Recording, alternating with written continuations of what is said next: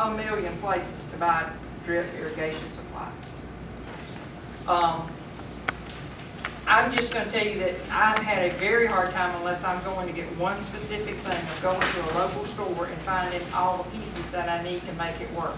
Especially if you want to convert an existing kind of sprinkler system. Say you have something there now that sprays out with a regular shrub sprayer and you want to convert it to a drip irrigation, you're going to not be able to find those parts there. Like this part right here. Lowe's ain't going to have this because the likelihood of most people needing this. Now they'll have hose, but you're going to. Alright, so I'm going to introduce you to a company called Drip Depot that I've been dealing with for quite some time. They started their business in 2004 with the idea that they wanted to have a place for people to come to get all their drip needs. Now, there's a lot of companies say that same thing, so let me the one thing that I like about them, the number one thing, is their stuff is really reasonably cheap, cheap, but their shipping is different than most companies. They only require a $49 purchase to have free shipping. Most of the irrigation companies other places that I bought for them, even requires a $149 purchase for it to be free shipping. The stuff is guaranteed for life, lifetime guarantee. Most of the companies offer that. If your sprinkler quits working, they'll send you another one because they probably don't cost them a nickel. So, and even then, these little emitters, you buy them by packs and always buy more than you need. Buy them, they're like 16 cents a piece. Okay, they're 15 cents a piece. They're cheap like that. Yes, Sean, on the previous slide you had backflow preventer. Is that necessary? Where would that be attached? Well, if your city code and ordinance requires that you have a backflow preventer on irrigation, then you will need one. What a backflow preventer does is it would normally be attached to your spigot, and when you turn it off, it prevents the pressure that backs up from the sprinkler from re-entering your water system. So, yeah, you don't want the irrigation water; it would go right at the spigot. Right. I know when our tanks emptied in Baldwin County, and we had, that was a concern, I think. Yeah. I mean, and if you're on your own water, like mine's not my drinking water. Maybe in a couple of places it comes back in the well, but I'm probably least concerned about dying from backed up water from my irrigation than I am from anything else.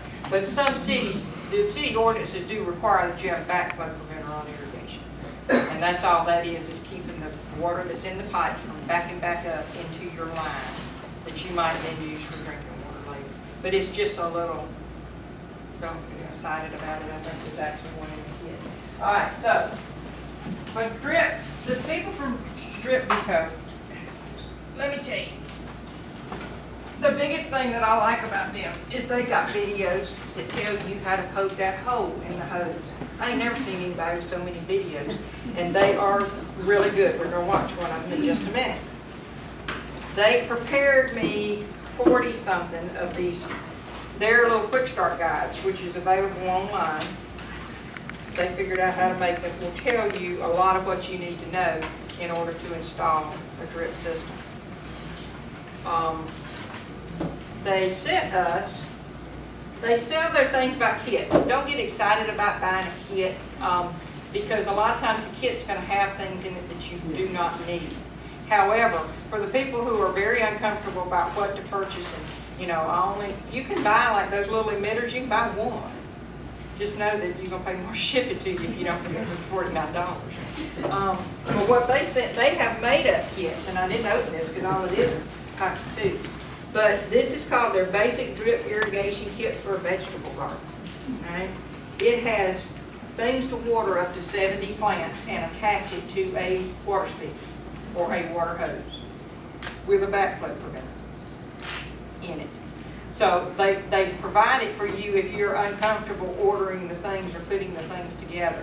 But there's a lot of resources available to you, and I said I've always liked to put mess together like this. I know that Barbie's done a lot of work with hers because it gets broke by trees and stuff, and she has to fix it. So, you know, it's something that is doable for most anybody, or there's resources out there, those of us that can help you with it. But that's what these is. This is a complete kit. Has all the hose and everything that you need to put this in a vegetable garden tomorrow and attach it.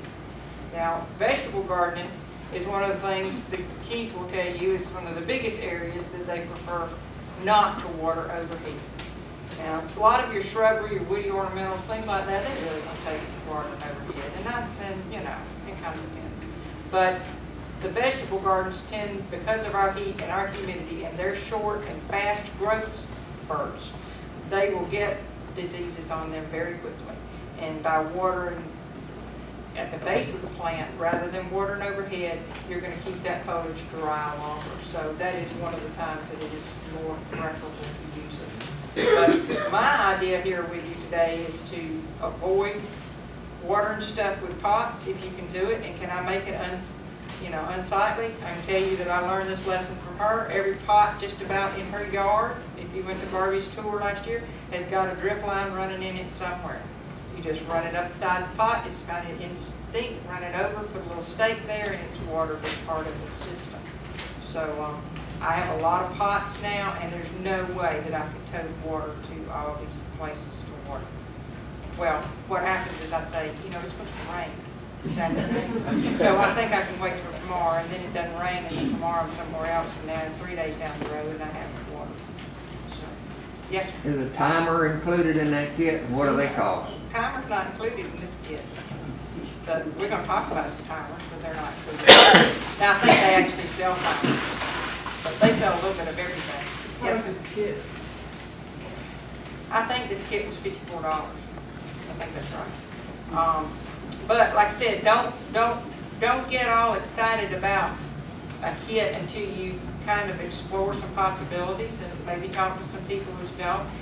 This is, and you can go and get one of these Rainbird things at Lowe's, because you can put together what you need, probably a little less expensive than buying a whole kit. But I don't want to say too much because they donated a kit. Sure. So, would there be a kit for flower garden that's different? Or, I mean, why is this specifically vegetable? because the lane looked good. I mean, I would think that it would have to do with the type of heads that are being used more than anything else. And that's the advice I would give somebody, is that there's such a great assortment of heads for different purposes. You know, little micro sprinklers that'll go 25 feet versus drippers that'll do 2 gallons versus a mister head. Before I spent some money, I talked to somebody that uses it, because chances are we've all evolved to particular heads that we like best given what you grow. I use a different head for a rose than I do for a woody ornamental than I do for la-da-da-da. You know, there's probably 4 different types of heads that I use. You probably use a different group as well. And it would be foolish to spend money on a head that isn't appropriate for where you're actually using it. It's not complicated, it's just that there's choices. yeah, and the size of the plant dictates a lot of the time the kind of head. I mean, I've got the little tiny ruckus in a pot. It doesn't need 2 gallons. Even if I run it for 30 minutes, 1 gallon of water is too much for that little plant. So, you know, yeah, kind of like that. And there's a bunch of us out here who have used that. So take advantage of that possibility. But let's do a little, because like I said, you want to know that they got a video for everything. And that helps you to be able to watch it. Because I'm telling you, I had to fix my ice maker again last night on the refrigerator, and I watched a YouTube video on how to do it, and this morning it was making ice. As drip people, we want everyone to enjoy how wonderful drip irrigation is. We realize that for someone without drip irrigation experience, the task of installing a drip system may seem confusing and at times frustrating.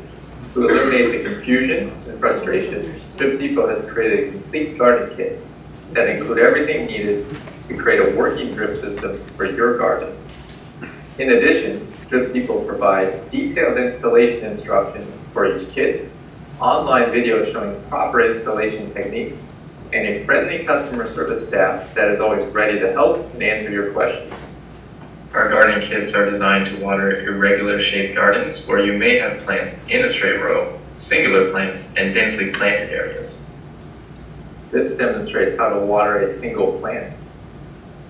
Start by punching a hole in the main line tubing near the plant to be watered. Our gardening kits come with both half and 1 gallon per hour drippers.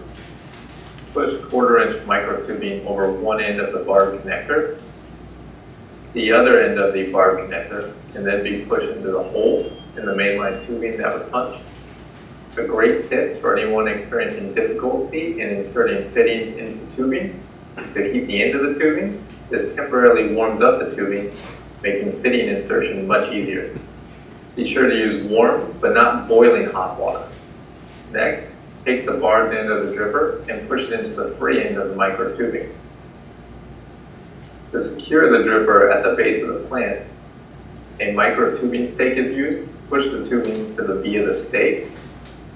Now position the stake near the base of the plant and push the stake into the ground. Properly balance your system.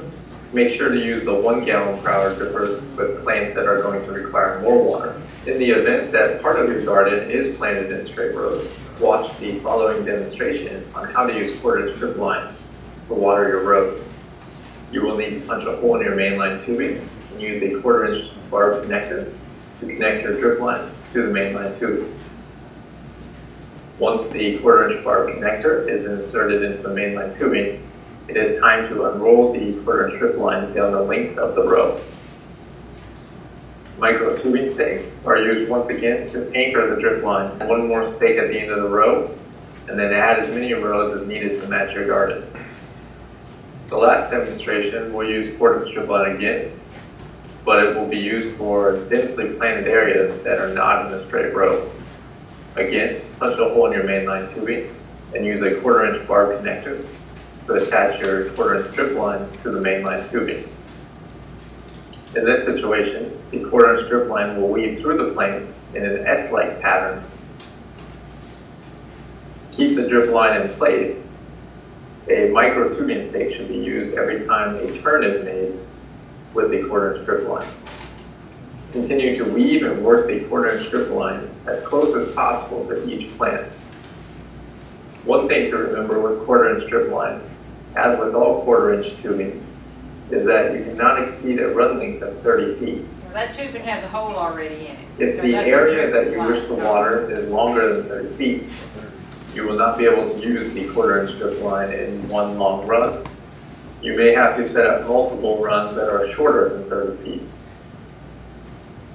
The end of this 1/4 inch drip line will again be capped off by a hoop plug and add a stabilizer stake to the end to anchor the end down.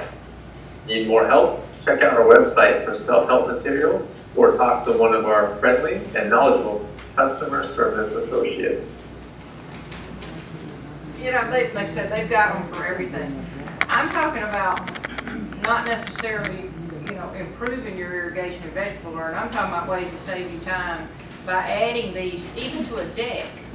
This is a simple add to a deck where you might have 4 or 5 flower pots on that you need to water them, or you don't have the strength to carry that up anymore. There's just multitudes of uses, and it can be put underneath the deck rail with a little tiny thing to hold it up with a nail where you won't even see it. It can be hidden away and work for you and not really cost very much money. This part of it is very inexpensive to start doing. All right? Now we're going to talk to you about the company